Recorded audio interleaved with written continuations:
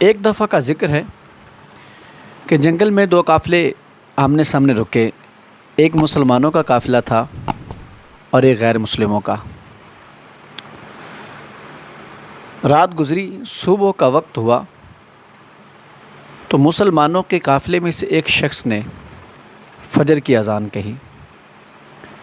مسلمان جیسے نماز سے فارغ ہوئے تو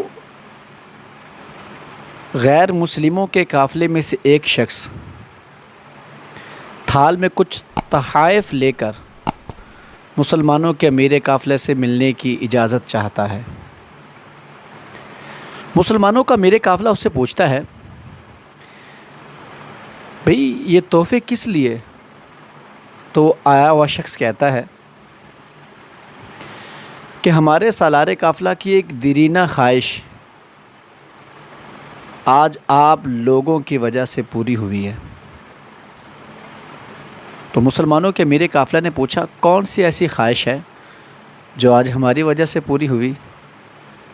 تو وہ شخص کہتا ہے کہ ہمارے سالار قافلہ کی بیٹی جو کہ مسلمان ہو چکی تھی، لاکھ کوشش کرنے کے باوجود وہ اسلام ترک نہیں کر رہی تھی، وہ اسلام کو چھوڑ نہیں رہی تھی، لیکن آج صبح کے وقت آپ کے قافلے میں سے جس شخص نے اذان کہی، وہ اذان کا لہجہ کچھ اتنا سخت تھا، اتنا کرخت تھا کہ وہ اس اذان کو سن کر آج اپنے پرانے دین پر آ گئی، اس نے اسلام کو چھوڑ دیا۔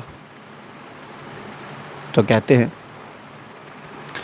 میٹھی بات کو اگر کڑوا لہجہ دے دیا جائے تو اس کی تاثیر کڑوی ہو جاتی ہے۔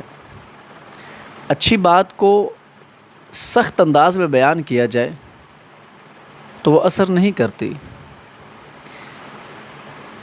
ہم نے بھی اسی بات پر غور کرنا ہے کہ میری بات کسی کا دل دکھاتی ہے یا کسی کے ٹوٹے ہوئے دل کو جوڑتی ہے۔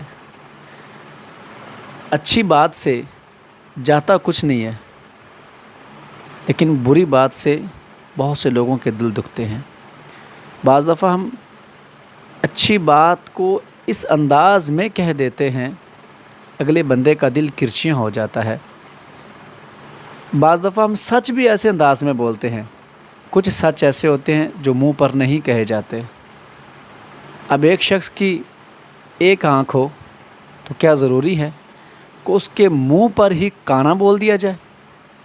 ایسا تو نہیں ہے نا۔